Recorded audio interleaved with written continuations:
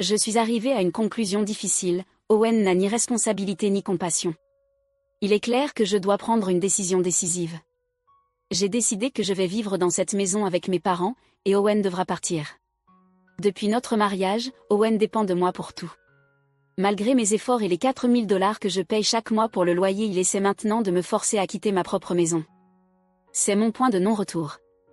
Pendant des mois, j'ai pensé au divorce, mais l'égoïsme d'Owen et ses remarques méprisantes ont solidifié ma décision. Je lui ai dit fermement, je vais quitter cette maison, oui, mais pour l'instant, tu dois partir. Sa réponse ? D'accord. Je partirai ce soir et reviendrai demain. Assure-toi simplement d'être déjà parti d'ici là. Quelle audace! Tu ne t'intéresses même pas à ce que je peux emporter avec moi, lui ai-je demandé. Il a répondu sans hésiter, ne touche pas à mon matériel. Fais ce que tu veux avec le reste de mes affaires. Son attitude méprisante m'a laissé sans voix, mais aussi déterminée. S'il me donne carte blanche pour gérer les affaires de la maison, je peux très bien utiliser cette opportunité avec sagesse. Peut-être qu'il est temps qu'Owen fasse face aux conséquences de ses choix. J'ai déjà commencé à planifier. Si nécessaire, je vais engager un service de déménagement pour emballer tout ce qui est important pour moi. Owen va enfin comprendre ce que c'est que de vivre avec les conséquences de ses propres actions. J'ai 31 ans, j'ai suivi un programme prestigieux et je suis chercheuse dans une entreprise renommée. Ma carrière est stable, et je gagne suffisamment pour payer un appartement de 4 000 $ par mois. Sur le papier, ma vie semble idéale, un bon travail, une maison agréable et une famille. J'ai un mari, Owen, et un fils, Sandy. De l'extérieur, on pourrait croire que j'ai tout, mais les apparences sont trompeuses. Ce loyer de 4 000 $ pèse lourdement sur notre budget, même avec mon salaire décent. Le vrai problème, cependant, c'est le refus d'Owen de contribuer de manière significative. À 32 ans, il poursuit toujours son rêve de devenir musicien. J'admirais son ambition. Pendant les premières années, il se produisait lors d'événements et dans des petites salles, et sa passion était inspirante. Mais cela, c'était il y a des années. Les revenus qu'il gagne avec ses petits boulots sont instables, et le rêve de « percer » semble être plus une illusion qu'une réalité. Pendant ce temps, je suis submergée par toutes les responsabilités. Quand j'exprime mes inquiétudes au sujet du poids financier, Owen ignore. « Tu parles comme une vieille », se moque-t-il. Je ne me plains pas, je présente juste les faits, lui réponds-je. J'ai été patiente, solidaire et compréhensive, mais ma patience est épuisée. J'ai porté ce mariage et cette famille pendant trop longtemps. Le refus d'Owen de changer m'a forcé à prendre une décision. Le divorce n'est plus juste une idée, c'est la solution. Je mérite une vie où je ne sois pas constamment préoccupée par le loyer ou rabaissée pour dire la vérité. Sam et moi méritons mieux. Il est temps de privilégier mon bien-être et de laisser derrière moi une relation qui ne fait que me retenir. Quand j'étais plus jeune, je voyais du potentiel en Owen.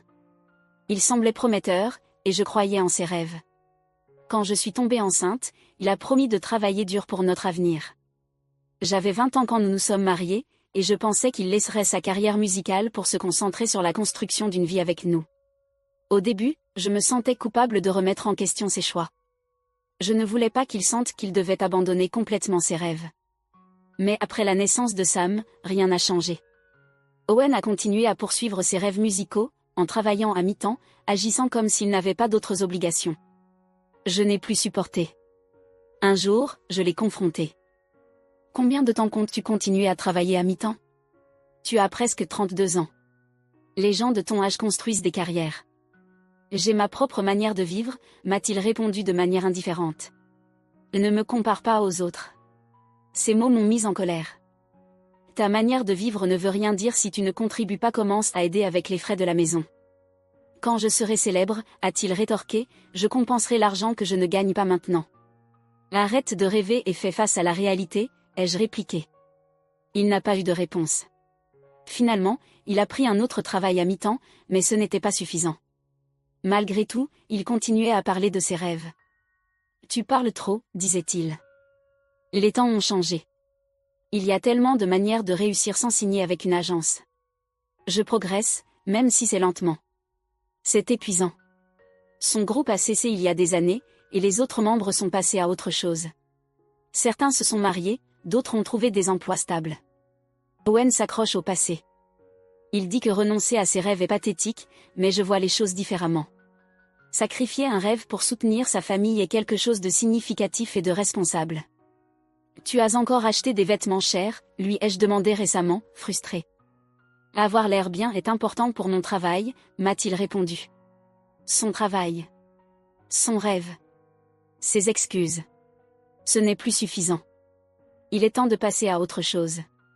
Je suis prête à reconstruire une vie stable et heureuse pour moi et pour mon fils sans Owen qui nous tire en arrière. Je ne pouvais pas y croire. Owen n'a gagné un seul dollar avec sa carrière musicale, mais il parle comme s'il était déjà une star.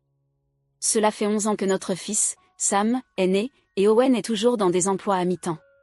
À presque 32 ans, il passe des années à poursuivre des rêves qui n'ont apporté aucun succès concret. Au lieu de contribuer à la maison, il dépense de l'argent en vêtements chers et en matériel musical. J'aimerais que tu dépenses moins pour ces choses et que tu aides avec les frais de la maison, lui ai-je dit. On ne nourrit pas la faim avec des apparences. Ces choses sont nécessaires pour moi, m'a-t-il répondu de manière abrupte. Son attitude alimente nos discussions. Nous avons essayé de discuter de ces problèmes en particulier, loin de Sam, mais dans un petit appartement, il est impossible d'empêcher nos voix d'être entendues. Sam entend souvent, et c'est l'une des raisons pour lesquelles nous envisageons de déménager dans un endroit plus grand. À mesure que notre fils grandit, l'appartement devient de plus en plus exigu. Sam a déjà 11 ans, et cet endroit est beaucoup trop petit, ai-je dit à Owen. Devrait-on déménager? Oui, répondit-il sans enthousiasme. C'était ta maison à l'origine, non? Tu y vivais seul avant qu'on se marie. Tu as un problème avec ça, demandai-je. Non, ce n'est pas un problème, répondit-il. Mais j'aimerais vivre dans un endroit plus grand. Peut-être un condo de luxe. Ce serait sympa. Et qui va payer pour ça, pressai-je. Je vais aider avec les dépenses de la maison, dit-il, comme si c'était un grand sacrifice. Toi, tu t'occupes du loyer, et moi, je paye l'électricité, le gaz et les courses.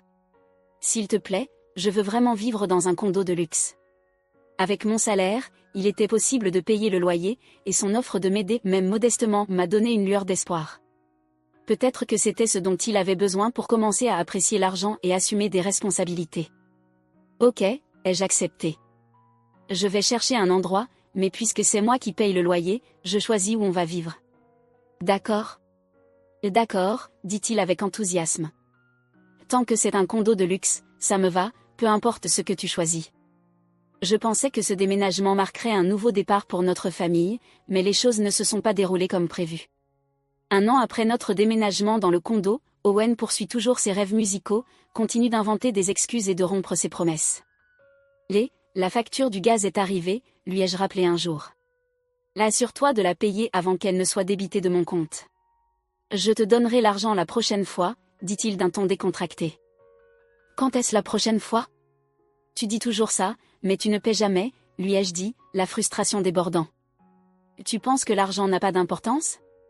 Je demande juste le minimum pour couvrir les factures. Pourquoi dois-je toujours te le rappeler? Tu te plains toujours de l'argent, rétorqua-t-il. Son indifférence m'a mise en colère. Owen avait promis d'aider avec les factures, mais il était clair que ses promesses étaient vides. Heureusement, j'avais configuré des paiements automatiques pour éviter les retards. Sinon, Owen les aurait probablement complètement négligés. De temps en temps, il laisse de petites sommes d'argent, comme les 100 $ que j'ai trouvés une fois sur la table du salon. Pendant un moment, j'ai pensé qu'il était peut-être gêné de me les remettre directement, peut-être était-ce sa façon de montrer qu'il se souciait. Mais ensuite, j'ai réalisé que je m'étais trompée. Il n'avait pas payé sa part de la facture d'électricité ce mois-là non plus. Je paye parfois, non, argumenta Owen lorsque je l'ai confronté. Il semblait qu'il donnait de petites sommes juste pour soulager sa conscience. Et puis, il y a eu les mensonges. Un jour, il m'a demandé, je veux emmener mes parents en voyage. Tu peux me prêter de l'argent? Combien tu as besoin? Demandai-je. 100 $ suffisent, répondit-il. Je lui ai donné l'argent, mais au fond, je savais que ce n'était pas pour un voyage. Owen a l'habitude de mentir quand il veut de l'argent pour dépenser. Il a probablement utilisé cet argent pour sortir avec des amis ou acheter quelque chose de superflu. Pendant ce temps, je continue de payer 4 000 $ de loyer par mois. Je pensais que déménager dans ce condo pourrait inspirer Owen à prendre son travail plus au sérieux, mais il continue de me décevoir. Je ne peux pas économiser pour l'avenir dans ces conditions. Je préférerais utiliser cet argent pour quelque chose de significatif, comme l'éducation de Sam ou notre retraite. J'ai déjà envisagé le divorce, mais maintenant cela devient une option sérieuse. Puis Owen a dit quelque chose qui a rendu ma décision très claire. On a une chambre libre, non? Je pensais à la vider et en faire un espace pour mes parents, dit-il. Une chambre pour tes parents? Tu es en train de dire qu'ils vont vivre avec nous, demandai-je, surprise. Mes parents vieillissent. On ne peut pas juste les laisser seuls, répondit-il, essayant de paraître noble. Je connais assez Owen pour voir au travers de lui. Il parle bien, mais agit rarement. Qui il pense qui paie les $4000 de loyer? C'est moi. Je couvre aussi toutes les dépenses de la maison et l'éducation de notre fils. L'idée de devoir assumer la responsabilité de ses parents était également inacceptable. Je suis contre, répondis-je fermement. Ne réponds pas si vite. Réfléchis un peu, insista-t-il. J'y ai réfléchi, et ma réponse est non, réaffirmai-je. Pourquoi tu es si têtu? Qu'est-ce qui ne va pas avec le fait de prendre soin de mes parents? Tu veux dire qu'on devrait les abandonner? Tu es insensible, rétorqua-t-il. Pour un étranger, je peux paraître égoïste, mais le problème n'est pas ses parents, c'est Owen. S'ils emménageaient ici, je sais que je serais responsable de leur prendre soin, tout comme je prends soin de tout dans cette maison. Je ne vais pas vivre avec tes parents, déclarai-je fermement. Owen me regarda. D'accord. Je vais vivre ici avec eux. Tu dois partir. Je n'arrivais pas à croire ce que j'entendais.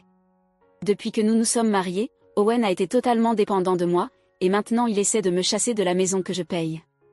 Son manque de considération et son irresponsabilité ont rendu ma décision claire. D'accord, dis-je froidement. Je m'en vais. Super. Ramasse tes affaires et pars vite. Je serai de retour demain soir. Assure-toi d'être parti d'ici là. Es-tu sûr que tu ne veux pas vérifier ce que je peux emporter avec moi, demandai-je. Ne touche pas à mon équipement. Fais ce que tu veux du reste, répondit-il avant de partir furieux. Avec Owen parti, une étrange sensation de liberté m'envahit. Pendant que j'étais là, mon fils, maintenant âgé de 15 ans, sortit de sa chambre. Maman, je vais t'aider à ranger. Je viens aussi avec toi, dit-il doucement, essayant de me consoler. Ces paroles m'ont brisé le cœur. Chaque fois qu'Owen et moi nous disputions, Sam se retirait silencieusement pour éviter le conflit. En tant que mère, c'était dévastateur de voir mon fils sentir qu'il devait marcher sur des œufs à cause de nous. Où commence-t-on, maman, demanda-t-il. Commence par tes affaires, répondis-je. J'ai autre chose à régler. Je ne pouvais m'empêcher d'esquisser un sourire amer. Owen allait avoir une surprise. J'ai pris mon téléphone et passé un appel, préparant la prochaine étape pour notre fuite. Bonjour, désolé pour la demande de dernière minute, mais pourriez-vous nous aider demain, demandai-je. Après avoir emballé tout ce qui était essentiel, mon fils et moi sommes allés dans un hôtel simple pour planifier nos prochaines étapes. Ce n'était pas l'idéal, mais c'était le premier pas pour récupérer nos vies. Ce soir-là, comme prévu, Owen appela. Je posai le téléphone sur la table, échangeai un regard avec Sam et décrochai. Que se passe-t-il? Où êtes-vous? La voix d'Owen était forte et agitée. Qu'est-ce que tu veux dire? Y a-t-il un problème? Demandai-je calmement. Tous mes vêtements et équipements sont là, mais tout le reste a disparu. Où est la table? Le réfrigérateur? Tu as tout pris? Sa voix était pleine de panique. Non, répondis-je. J'ai fait appel à un service de débarras. À ce stade, tout a probablement déjà été brûlé. Sam, assis à côté, rit doucement. Owen resta silencieux un moment, probablement choqué de réaliser que Sam était encore avec moi. Que veux-tu dire par brûler, balbutia-t-il enfin. Les meubles et les appareils électroménagers sont des biens matrimoniaux. Tu m'as dit de faire ce que je voulais avec tout, sauf ton équipement. Alors, j'ai fait, expliquai-je. Comment vais-je vivre maintenant, cria-t-il. Si tu as besoin de meubles, achète-en de nouveaux. En attendant, utilise ton amplificateur comme chaise ou enveloppe ta guitare dans une serviette pour en faire un oreiller, répondis-je, ne pouvant cacher le sarcasme. Ce n'est pas drôle. Comment peux-tu être aussi cruel, répliqua-t-il. Nous divorçons, déclarai-je fermement. Oui, j'ai compris, répondit-il, essayant de paraître indifférent. Je savais qu'il pensait que ce n'était qu'une autre dispute, mais j'avais déjà pris ma décision. Sa réponse ne faisait que renforcer ma détermination. Parfait, répondis-je. On parlera des détails plus tard. Comme tu prévois de vivre dans la maison avec tes parents, demain je vais à l'agence immobilière pour mettre à jour le contrat. Owen hésita. Si tu changes le contrat à mon nom, le divorce sera définitif. Tu en es sûr, demanda-t-il, la voix tremblante. Oui, répondis-je froidement, montrant qu'il n'y avait pas de retour en arrière. Son orgueil ne lui permettrait pas de revenir, bien que je puisse voir qu'il regrettait la tournure des événements. Quelques jours plus tard, nous sommes allés à l'agence immobilière pour finaliser les arrangements pour le condo. Mettre fin à ma part du contrat a été facile, mais Owen a rencontré un obstacle en essayant de le transférer à son nom. Quoi? Le loyer est de 4500 $? Son visage devint pâle. Il n'avait aucune idée du coût, car il n'avait jamais demandé. Il présumait qu'il pourrait compter sur ses parents pour couvrir les frais, mais leur revenu de retraite rendait cela impossible. « Tu as payé tout ça chaque mois ?» demanda-t-il, incrédule. « Oui, répondis-je. Et j'ai aussi couvert tout le reste parce que tu n'as jamais contribué. »« Je ne peux pas me permettre ça, admis-il. »« Bien sûr que non, répliquai-je. »« Tu n'aurais même pas passé la sélection. » L'agent immobilier confirma, et Owen resta silencieux, abasourdi. « Alors, que fais-je maintenant ?» demanda-t-il enfin. « Si tu ne peux pas signer le contrat, tu devras partir, dis-je calmement. » Le visage d'Owen alternait entre colère et humiliation. À contre-séhure, il quitta le bureau, réalisant qu'il était complètement perdu. Après le divorce, la vie d'Owen s'effondra. Lorsque j'informai ses parents de la situation, ils décidèrent d'arrêter de le soutenir jusqu'à ce qu'il trouve un emploi stable. Incapable de compter sur eux, Owen eut du mal à louer un petit appartement. Ses revenus instables de travailleur indépendant étaient insuffisants pour soutenir sa carrière musicale, et à 32 ans, ses chances de décrocher un emploi régulier étaient minimes. Pendant ce temps, j'ai trouvé un nouvel appartement pour Sam et moi. Le loyer est beaucoup plus abordable, et je peux enfin utiliser mon revenu pour des choses significatives, comme notre avenir. Bien que je ne critique personne pour poursuivre ses rêves, j'ai trouvé la paix en créant une vie stable et heureuse pour mon fils. C'est ce qui compte vraiment pour moi maintenant.